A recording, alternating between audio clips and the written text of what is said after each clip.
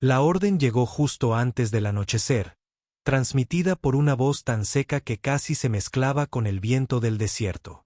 Quítate la ropa. Las mujeres se congelaron. El aire árido del campamento ferroviario de Nevada se aferraba a su piel como una capa de polvo. Las ruedas del carro crujieron, las cuerdas se tensaron y en algún lugar a lo lejos, una mula torció el paso. Pero en este trozo de tierra agrietada, 50 mujeres chinas capturadas, sobrevivientes de una redada en un campamento ferroviario rival, sintieron que el tiempo se detenía. Habían oído historias de los vaqueros, de su crueldad casual y sus formas vengativas. Ahora parecía que había llegado su turno. Una mujer susurró en cantonés: «Así es como perecemos». Los guardias, hombres con caras agrietadas por el sol y sombreros polvorientos, no respondieron. Simplemente esperaron, moviendo las botas sobre la grava. Un halcón gritó en lo alto. El olor a Artemisa, sudor de caballo y miedo mezclados en algo acre. La mayoría de las mujeres habían marchado durante un día entero, con sus sencillas túnicas de algodón manchadas de tierra y de la sangre de otras. Cuando llegó la orden, no fue gritada. Fue anunciado, procedimental, casi ensayado. Eso lo empeoró. En ese silencio, una segunda voz irrumpió. El dibujo de un hombre más joven, tranquilo y constante. Estamos revisando si tiene fiebre y piojos. No podemos permitir que la enfermedad se propague por el campamento. No te pasará nada malo. Pero las palabras no encajaban en el momento. Un vaquero explicándose. Imposible. Las mujeres dudaron. Los guardias esperaron más tiempo. El sudor trazaba líneas limpias en el polvo de sus cuellos. Nadie se movió primero. Entonces una mujer, una exherbolaria llamada Mai, dio un paso al frente. Sus manos temblaban mientras desataba el fajín de su túnica. Los demás le siguieron, la vergüenza ardiendo más que el sol del desierto. Detrás de ellos, 2 hombres desplegaban mantas de lana gruesa. Ni cuerdas, ni rifles, ni mantas. El impacto fue más fuerte que cualquier bala. Uno de los vaqueros, un hombre de ojos cansados, giró la cara mientras me entregaba una manta. Ella esperaba disgusto o crueldad, pero vio vergüenza. Ese destello de decencia hizo que algo se quebrara dentro de ella. Los bárbaros no se comportaban así. Mientras se lavaban en el agua fría del arroyo, notó que los guardias mantenían la distancia y se inclinaban hacia abajo, como si reconocieran que no dominaban a los prisioneros. El aire ahora se sentía diferente, no seguro, sino extraño, demasiado civilizado para esta tierra dura. Cuando terminó el lavado, nadie habló. Las mujeres permanecieron en un silencio atónito, todavía agarrando sus mantas, sin saber si agradecer a sus cautivas o temer lo que vendría después. Pero antes de que pudieran decidir, otra voz gritó: «Vayan al granero para más comprobaciones». El siguiente paso les mostrará lo que realmente significa esta extraña misericordia. Las mujeres entraron en un granero grande que olía a heno, jabón carbólico y madera seca. Las linternas parpadeaban contra las ásperas paredes de piedra, y por primera vez desde su captura, estaban fuera del implacable sol. Apreté más fuerte su manta. Su corazón latía más fuerte que el ruido de sus pies descalzos sobre el suelo de tierra. Esperaba más humillación, tal vez un interrogatorio, tal vez algo peor. En lugar de eso, un hombre con una chaqueta vaquera descolorida dio un paso adelante, con un libro de contabilidad en la mano y la mirada cansada pero firme. «¿Nombre?», preguntó suavemente. Sin ladridos, sin burlas, solo procedimiento. Detrás de él, otros 2 hombres colocaron trapos, un cubo de sarve picante y una jarra de whisky. Las mujeres intercambiaron miradas confusas. Uno susurró: «Están curando nuestras heridas». El hombre, el capataz Cole, no miró sus caras mientras trabajaba. Buscó con el dorso de la mano si tenía el rubor revelador de la fiebre. Buscó llagas y secó los cortes más graves con trapos empapados en whisky. Cuando llegó a mi lado, se detuvo. Sus manos temblaban incontrolablemente. Estás a salvo aquí, murmuró, aunque sabía que las palabras significarían poco. Afuera, el ruido de los caballos y las voces de los hombres se filtraban a través de las puertas del granero. El brutal mundo de Occidente aún rugía más allá de esta pequeña y extraña isla de decencia. Pero en el interior se estaba formando algo frágil, una tregua que ningún magnate del ferrocarril había ordenado. Mai no podía dejar de mirarlo, no porque fuera amable, sino porque parecía agobiado por esa amabilidad, como si la decencia misma fuera un peso peligroso de llevar en esta tierra. Ella notó cómo él giraba la cabeza hacia otro lado cada vez que una mujer tomaba una manta. Sin sonrisas burlonas, sin miradas persistentes, solo incomodidad, la que surge de la empatía. Más tarde, las mujeres fueron conducidas a un lavabo con agua caliente y jabón real. Sus reflejos en la palangana de acero les hicieron estremecer. Sucios, delgados, irreconocibles, pero vivos, y nadie les gritó. Nadie los golpeó. De regreso a nuestro campamento, le susurré a la mujer que estaba a su lado. El capataz nos habría dejado pudrirnos si nos hubiéramos enfermado. La mujer no respondió. Ella simplemente asintió lentamente. Sus ojos se llenaron de algo que no eran exactamente lágrimas. Quizás confusión, quizás culpa. Cuando terminó la inspección, las mujeres estaban tranquilas, envueltas en mantas limpias y secas. Los guardias se llevaron sus ropas viejas para quemarlas. Afuera, el sol poniente proyectaba largas sombras sobre el campamento improvisado. Por primera vez, me di cuenta de que estos hombres no los odiaban. Los pedalearon. Pero la compasión, pronto aprendería, podía ser más desarmante que el odio. Por la mañana, el campamento olía a estofado de carne. Ni pólvora ni sudor. Guiso. El vapor salía en volutas de una gran olla de hierro sobre un fuego abierto mientras los vaqueros se movían entre las tiendas, repartiendo cuencos de hojalata. Las mujeres chinas dudaron nuevamente. Todos los sentidos gritaban trampa.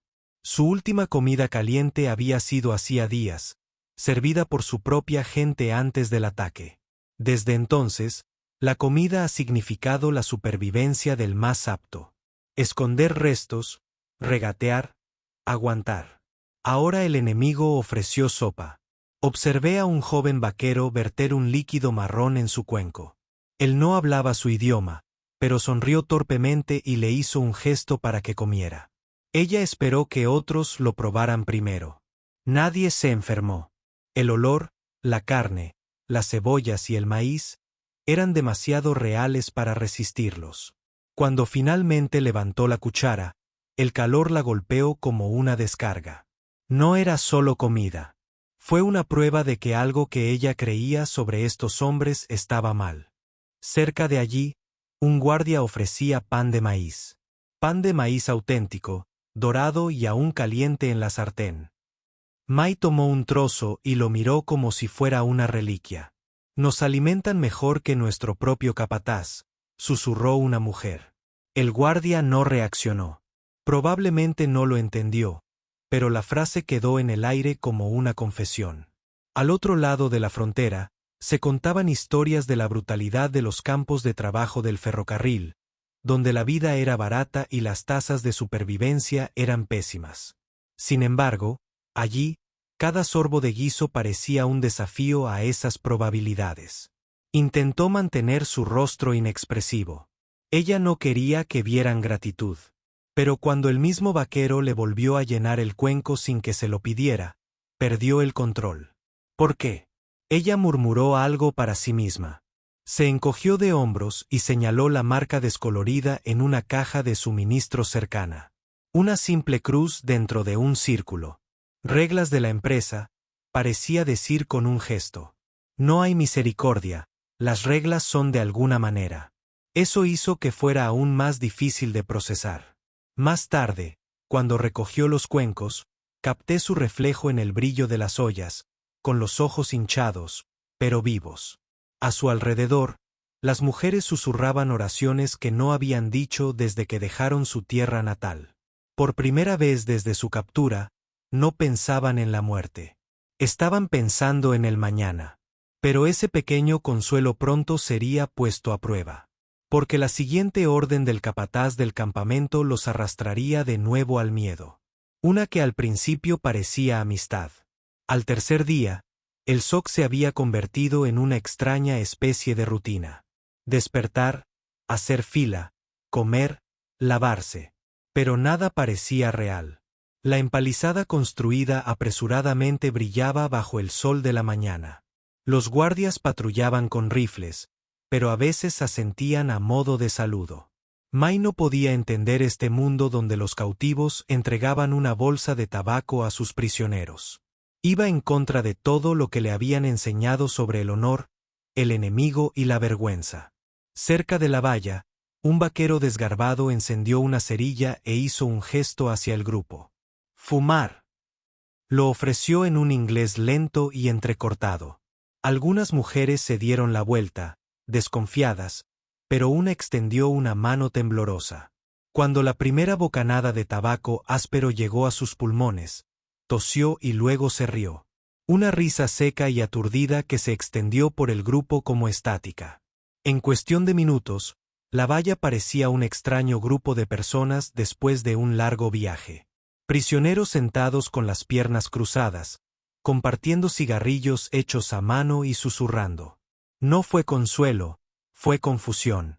Su experiencia había pintado a los vaqueros como monstruos.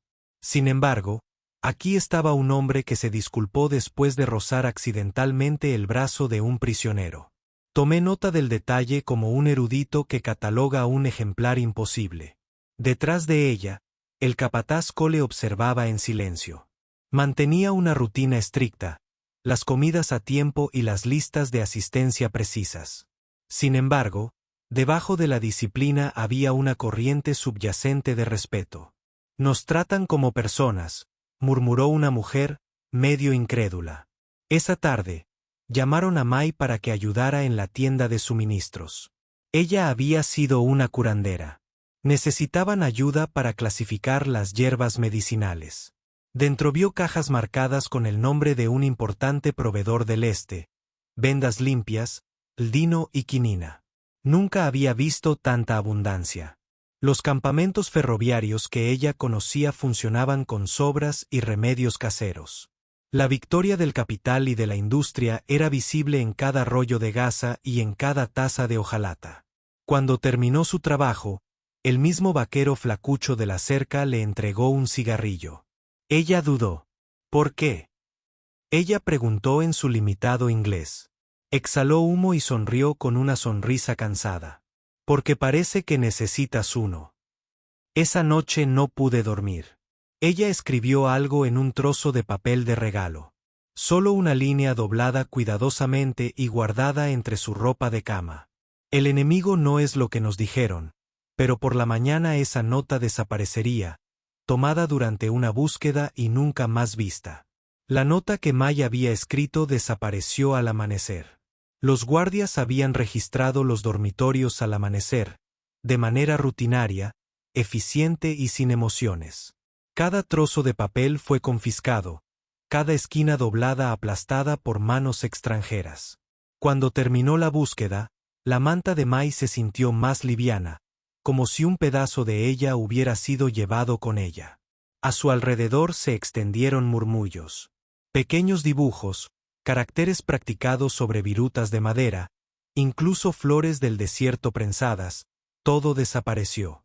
Esa tarde, un jinete anunció la nueva regla. No se permiten escritos personales hasta que sean revisados por el capataz. El anuncio resonó en el patio. Algunas mujeres bajaron la cabeza. Otros miraban fijamente al suelo. No estaban enojados, solo vacíos. Para ellos, las palabras eran el único escape. No podía dejar que terminara allí.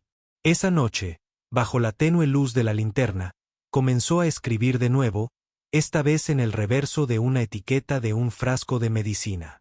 A quien quiera que encuentre esto, comenzó, con pinceladas cuidadosas. Me enseñaron que la captura borra el honor. Pero aquí veo hombres que muestran más honor que aquellos que me enseñaron. Su mano temblaba, pero las palabras se sentían vivas. A finales de la semana, decenas de notas similares circulaban en secreto entre las mujeres. No eran mensajes a casa. Fueron confesiones silenciosas, algunas pidiendo disculpas a los muertos, otras describiendo pequeñas misericordias. Años más tarde, los historiadores descubrirían que sobrevivieron unos pocos de esos testimonios fronterizos, salvados por misioneros o algún que otro funcionario comprensivo. La mayoría simplemente se perdieron en el polvo. Una tarde, mientras doblaba mi nota, una voz familiar me interrumpió. El capataz, Cole, estaba en la puerta. Él no levantó el rifle. Él simplemente dijo, «No deberías arriesgarte a esto». Su tono no era amenazante. Era cansador, casi protector. Ella lo miró a los ojos y le preguntó suavemente, «¿Por qué te importa?». Él no respondió. Simplemente tomó el papel, dudó y lo guardó en su bolsillo. Pasaron los días. Se difundieron rumores de que algunos guardias guardaban las notas, no por motivos de inteligencia, sino porque no podían decidirse a destruirlas. Las palabras humanas escritas por ese enemigo eran más difíciles de quemar que las órdenes. Mai nunca volvió a ver su nota. Pero semanas después, se dio cuenta de que el capataz llevaba algo doblado dentro del bolsillo de su chaqueta, siempre bien cerrado. Ella nunca preguntó si era suyo. Ella no necesitaba hacerlo. Aquella carta, sellada en silencio, pronto decidiría el destino de ambos, aunque ninguno podía imaginar cómo. Cole se sentó en el borde de su catre. El campamento quedó envuelto en el silencio posterior al anochecer. Afuera, el desierto zumbaba con los grillos y los coyotes a lo lejos, pero su atención estaba en un trozo de papel doblado que descansaba en su palma. La nota. Sus personajes eran pulcros, deliberados, moldeados por una disciplina que él no podía comprender. Ya había confiscado docenas de restos antes, todos quemados según el protocolo del hombre de la compañía. Pero éste lo había conservado. Se dijo a sí mismo que era para documentación. Él sabía que eso era mentira. Lo desdobló de nuevo. La tinta era simple, hecha de carbón y agua, pero las palabras permanecían claras. Nos tratan con un respeto que no merecemos. Quizás esa sea su fuerza. Cole lo leyó 2 veces, 3 veces. Había visto su cuota de personas desesperadas, bandidos, colonos, bandas rivales, pero nunca a nadie que le reflejara sus propias dudas. Cada hombre en la frontera tenía una regla de afrontamiento. No pienses demasiado, pero después de meses en este trabajo, las barreras entre el deber y la empatía se estaban desvaneciendo. Los jefes del ferrocarril no te advirtieron sobre eso. Te enseñaron a mantener el orden, no a permanecer humano. A la mañana siguiente, durante el pase de lista, Cole me llamó la atención por un instante más de lo debido. Ella hizo una ligera reverencia, un gesto de tranquila comprensión, no de desafío. Ese momento habría pasado desapercibido si otro vaquero, un hombre de rostro duro llamado Rix, no hubiera estado mirando. Al mediodía, los rumores comenzaron a extenderse por todo el campamento. Cole se ha ablandado. Que él protegiera a uno de ellos no era cierto, pero la verdad importaba menos que la percepción en la naturaleza. Esa noche, Rix lo confrontó. «Mantén la distancia, Cole», advirtió, escupiendo jugo de tabaco cerca de las botas de Cole. «No estamos aquí para hacer amigos». Cole asintió con la mandíbula apretada. «Comprendido». Pero su mente repetía las palabras de su nota una y otra vez. Regresó a su puesto con el papel doblado todavía en el bolsillo. La empalizada de madera brillaba a la luz de la luna. Mi pie se quedó cerca de la valla, en silencio. Sus miradas se encontraron brevemente, 2 prisioneros de las circunstancias, divididos por reglas en las que ya ninguno creía. Detrás de ellos, los susurros crecieron. El campamento estaba cambiando. La bondad se había vuelto sospechosa. La misma humanidad que una vez había conmocionado a los prisioneros ahora se estaba volviendo contra los hombres que la demostraban. Y no mucho después, los susurros se convertirían en órdenes. Al final de esa semana, el campamento se sentía más frío, aunque el calor del desierto no había cambiado. Los hombres hablaban menos, fumaban más. Las bromas fáciles que una vez fluían entre ellos fueron reemplazadas por murmullos. ¿Has oído hablar de Cole? Alguien susurró en la tienda comedor. Lee sus pequeñas imágenes. Les habla como si fueran personas. Algunos se rieron, otros no. Allí afuera, la misericordia era peligrosa.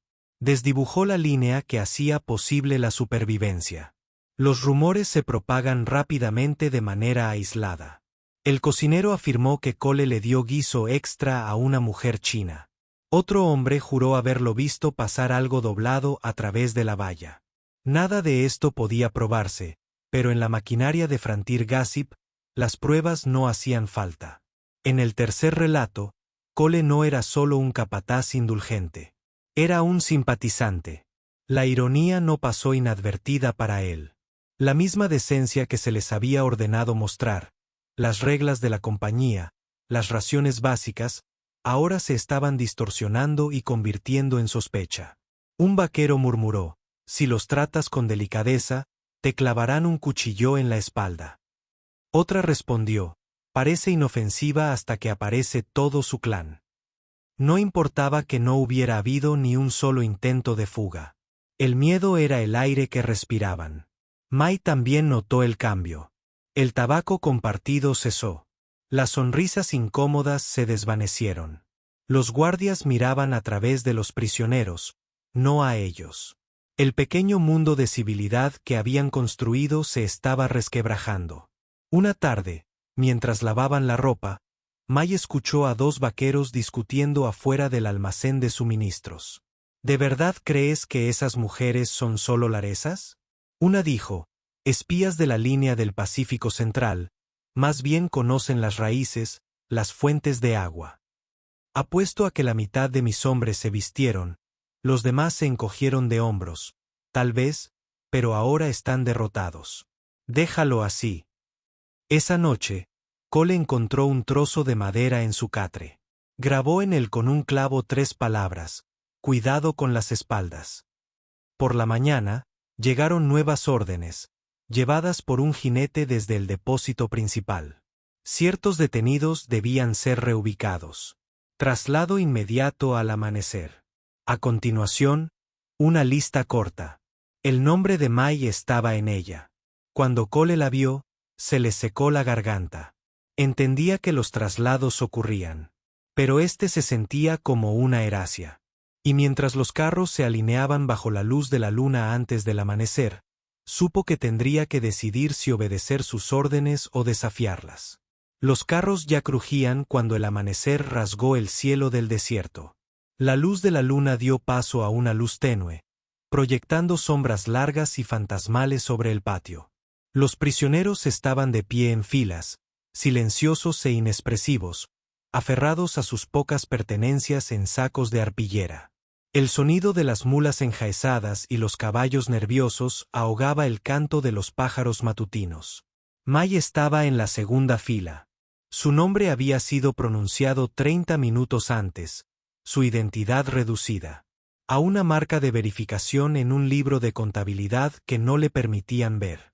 Coulscan volvió a revisar la lista. 10 prisioneros programados para ser transferidos al depósito de la compañía en Carson City. Reubicación rutinaria, había dicho Riggs con una sonrisa burlona. Pero Cole conocía el patrón.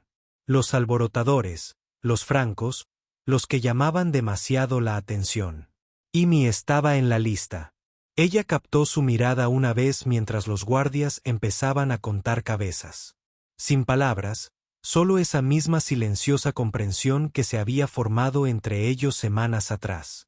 Quería decir algo, pero hablar se sentía peligroso ahora. El jefe del convoy gritó: «Muévanse o váyanse». Las botas crujieron sobre la grava, las cadenas resonaron suavemente al bajar las puertas traseras. Cada vagón cargó con su carga de prisioneros, los conductores chasqueando las riendas al ritmo. Cole caminaba a su lado, con el libro de contabilidad apretado contra el pecho. Cuando me subió, ella se giró, dudó, y luego hizo algo que lo dejó paralizado por completo. Hizo una reverencia. No un gesto de sumisión o miedo, sino de profundo respeto formal. El reconocimiento de un erudito. De otro. Los guardias cercanos no se dieron cuenta. Cole se puso rígido instintivamente, luego devolvió el gesto con el más leve asentimiento que se atrevió a arriesgar. La última vez que Mai lo vio fue a través de los huecos en la lona del carro. Así se alzó detrás del convoy mientras éste comenzaba a avanzar, con la luz del sol rebotando en los cañones de los rifles una última vez. Los registros históricos muestran que tales traslados eran comunes, una forma de disolver grupos y prevenir la resistencia organizada. Para los prisioneros, solo magnificaba la sensación de desaparecer en el vasto paisaje vacío. Mientras los carros salían del campamento con estruendo, Cole se quedó junto a la puerta, con el sombrero en la mano. El convoy se desvaneció en la bruma, engullido por el sendero que conducía al oeste. No se movió durante un buen rato, pero sus pensamientos siguieron a los carros. Tenía su nota, su historia doblada en el bolsillo y una creciente sospecha de que este traslado no era una reubicación común porque el depósito de la compañía era administrado de manera diferente por hombres que seguían los libros de contabilidad, no su conciencia. Más frío, más limpio y mucho menos indulgente. El depósito de la compañía en Carson City no olía a frontera. Olía a humo frío y mentira. Cuando el convoy cruzó las puertas, la primera impresión de Mai fue el silencio. Sin gritos, sin caos, solo orden. Los barracones encalados se alzaban en filas perfectas, acompañados por el ondear de las banderas en el fuerte viento del desierto. Los guardias con uniformes iguales apenas miraban a las prisioneras. Todo era eficiente, estéril e impersonal. Un empleado con un portapapeles gritaba nombres en un inglés rápido y monótono. Cada mujer dio un paso al frente, se le asignó un número y luego se la condujo a una litera designada. Se sentía menos como cautiverio y más como un procesamiento, como ser convertida en datos. Los vaqueros las habían tratado como personas. Los hombres de la compañía las trataban como inventario. Intenté comprender el nuevo ritmo. Las comidas eran a horas exactas. 6, mediodía y 6. Las tareas laborales se anunciaban a diario. Incluso sus movimientos entre barracones estaban cronometrados. La comida no estaba mal. Frijoles enlatados, pan duro, café de trigo, pero sabía a metal y control. El guardia hablaba menos, sonreía menos. Sus acciones eran procedimiento, no emocional. Una cruz estaba pintada en la puerta de la enfermería, pero parecía una marca, no una promesa de cuidados. Por la noche, Mai permanecía despierta, mirando las vigas del techo, que brillaban a la luz de la luna. El tenue sonido de un piano de salón llegaba del pueblo, un recordatorio de un mundo al otro lado de la valla. Echaba de menos los silenciosos gestos del capataz, los pequeños gestos que le habían parecido humanos. Aquí, los guardias no apartaban la mirada cuando las mujeres se lavaban. No miraban en absoluto. Mai aprendió las nuevas reglas rápidamente. Obedecer, permanecer invisible, olvidar la delicadeza. Sin embargo, una parte de ella no podía olvidar la manta que le entregaron en el polvo, el cigarrillo compartido a través de una valla. La humanidad, una vez saboreada, no podía dejar de saborearse. Una tarde, apareció un aviso en la puerta del barracón, escrito a máquina. Despiojado obligatorio. Todas las detenidas, la palabra envió una oleada de pavor por la habitación. Las mujeres se quedaron paralizadas, recordando la primera orden en el campamento ferroviario. Quítate la ropa. Nadie habló. El pasado se repetía, y aún no sabían si la misericordia tenía fecha de caducidad. La orden se dio al amanecer. Todos los detenidos al lavadero. Sin excepción, mi grupo volvió a la fila. El sol apenas comenzaba a ascender, quemando los techos de madera. El de Javillu era sofocante. La misma postura, las mismas palabras. Desnúdate. Solo que esta vez, El tono del guardia era cortante. Administrativo, como leer un manual. Dentro del largo y áspero lavadero de tablones, el aire olía a jabón de mentira y madera húmeda. Una bomba manual en un extremo alimentaba una serie de largos abrevaderos de madera. El humo salía en volutas del tubo de una estufa, insinuando los calderos de agua hirviendo que había dentro. Los impersonales hombres de la compañía se movían con rapidez, haciendo gestos bruscos y eficientes a los prisioneros para que avanzaran. Sin malicia, sin vacilación, solo el zumbido de un sistema indiferente. Mi estómago asintió. El recuerdo de ese primer momento en el campamento ferroviario, la manta, el terror, la vergüenza inesperada en un bar de vaqueros. La mirada se desvió hacia atrás. Le susurró a la mujer a su lado, ¿crees que es lo mismo? La mujer no respondió. Un supervisor gritó la orden de desnudarse y empezar a restregarse en los abrevaderos de agua jabonosa y áspera. Mientras Mai frotaba su piel en carne viva con el jabón áspero, algo en su interior cambió. Esto ya no era humillación. Era un proceso. No la estaban limpiando como persona, sino como objeto, una fuente potencial de contaminación. Vislumbró su reflejo en el agua turbia, con el pelo enmarañado, la piel roja, pero viva. Cuando llegó la orden de detenerse, reinó el silencio, salvo por el agua que goteaba. Los guardias repartieron ropa limpia, con rostros inexpresivos, distantes. Mai se envolvió en la tela áspera, temblando. Por un fugaz instante, se dio cuenta de que el miedo se había evaporado. No porque confiara en ellos, sino porque este ritual no se trataba de poder. Se trataba de procedimiento. Mientras la fila avanzaba hacia la salida, un pequeño espejo roto sobre un lavabo volvió a captar su reflejo. Por primera vez, no vio a ningún prisionero, ningún enemigo, solo a una superviviente. Pero ese reflejo la atormentaría porque pronto tendría que enfrentarse a lo que realmente significaba la supervivencia. Cuando el vapor se disipó, los espejos contaron historias que nadie quería afrontar. La habitación quedó en silencio, salvo por el lento goteo del agua sobre el suelo de madera. Mai se quedó de pie ante un trozo de hojalata pulida y empañada, con una camisa limpia aferrada a los hombros, observando cómo sus propios ojos emergían de la neblina. Parecían mayores, vacíos, inquisitivos, casi irreconocibles.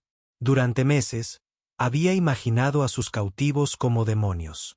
Ahora, al contemplar su propio reflejo, no estaba segura de quién había sido el demonio. Extendió la mano y limpió la superficie.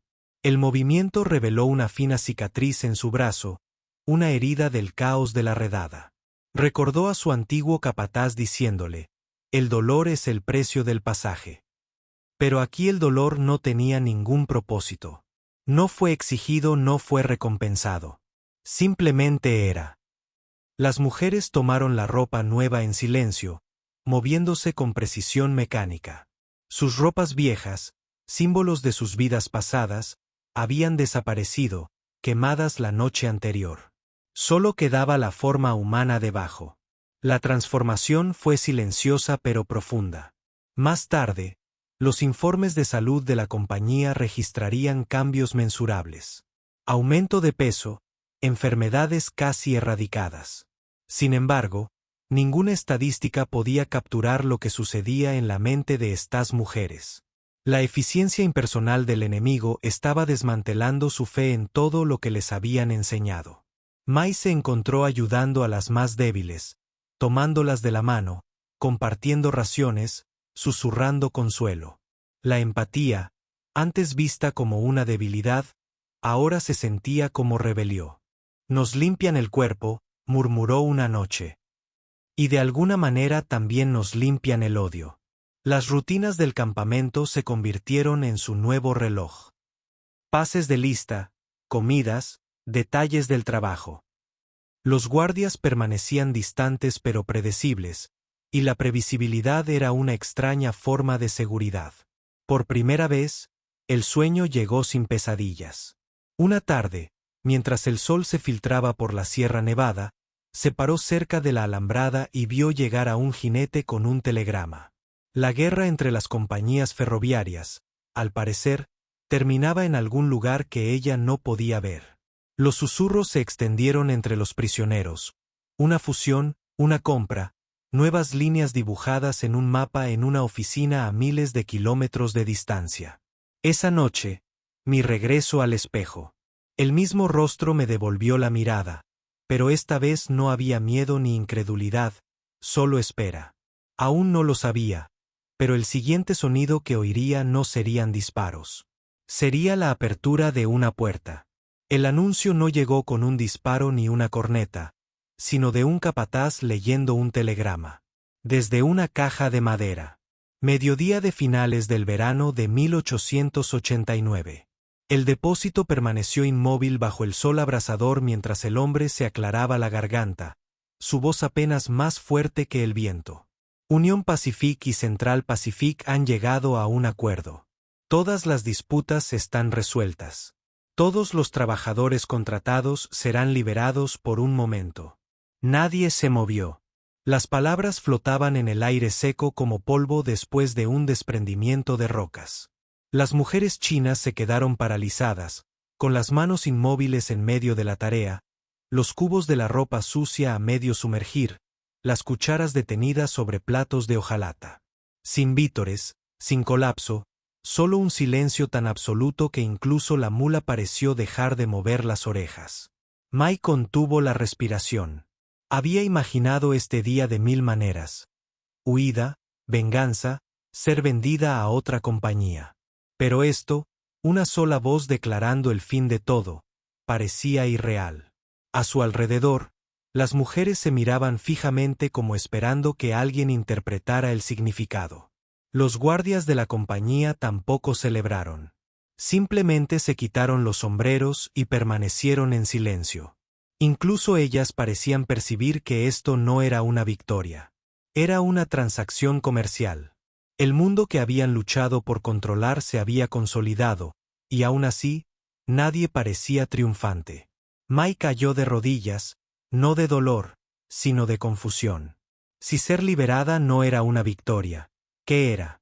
Recordó el espejo, la manta, el cigarrillo, las pequeñas misericordias que habían redefinido su idea del enemigo y del honor. Tal vez este momento no fuera ni derrota ni victoria, sino simplemente liberación. Cerca, un guardia bajó la bandera de la compañía, un gesto que hizo susurrar a las mujeres. Era respeto por ellas, por los muertos, por todos los que no habían sobrevivido lo suficiente para oír al capataz leer su telegrama. Algunas mujeres comenzaron a llorar suavemente, casi cortésmente.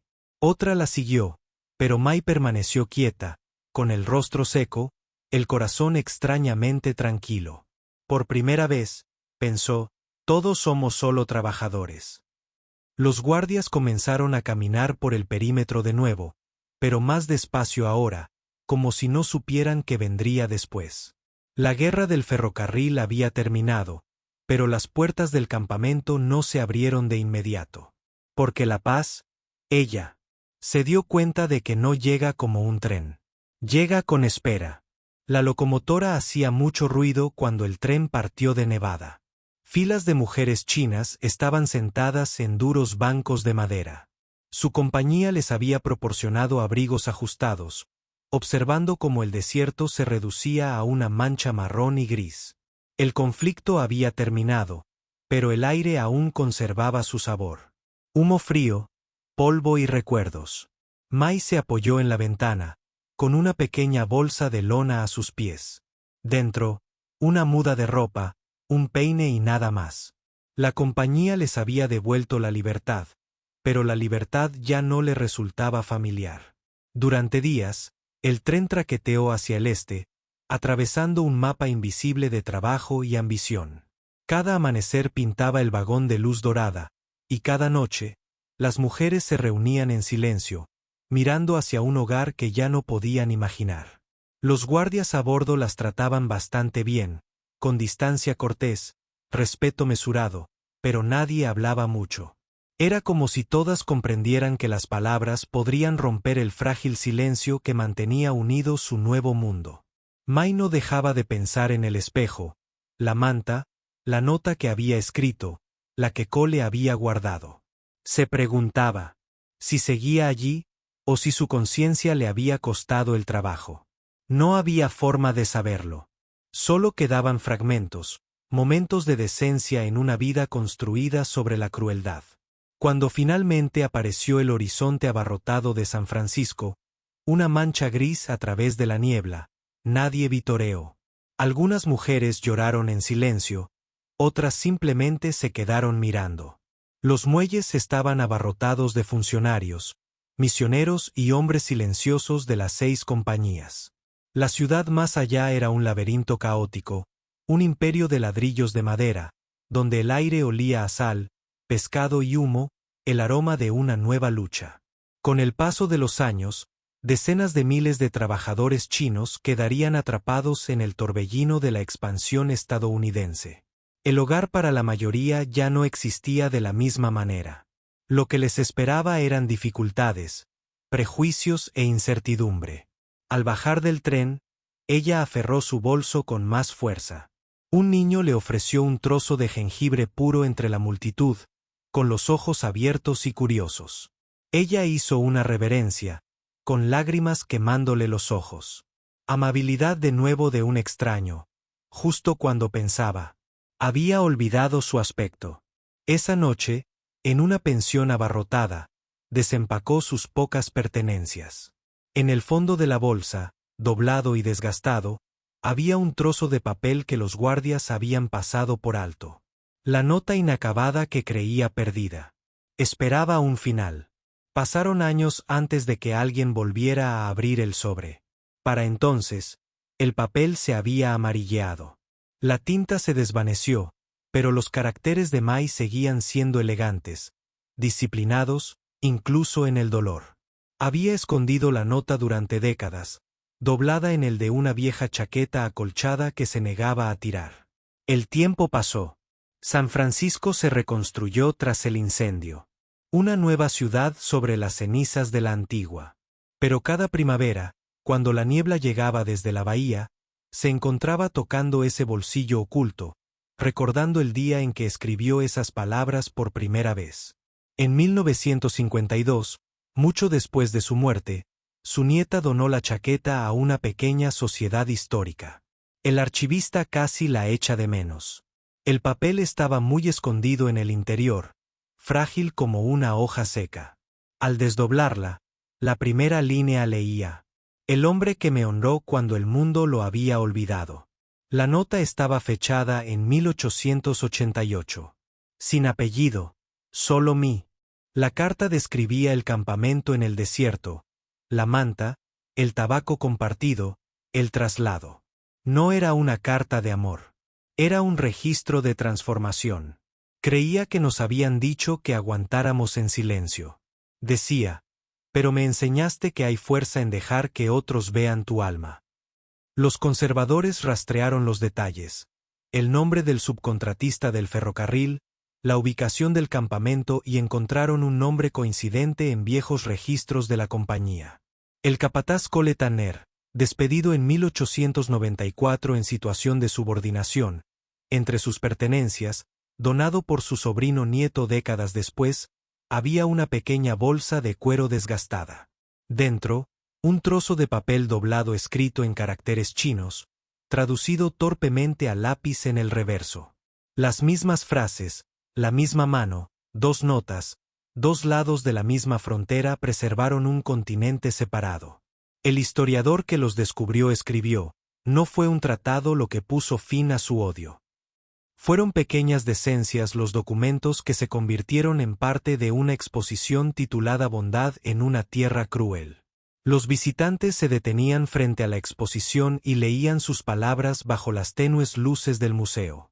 Sin fusiles, sin banderas de compañía, solo caligrafía y silencio. En la última línea, mi padre había escrito: si esta nota sobrevive, que diga la verdad. El enemigo al que más temía era mi propio corazón. Su nieta estaba ante aquella vitrina el día de la inauguración, con los ojos húmedos, susurrando su nombre. Afuera, la lluvia golpeaba las ventanas del museo, suave y persistente, como el eco de una locomotora que se desvanece en la niebla. Las guerras ferroviarias habían terminado hacía 70 años, pero sus palabras seguían viajando.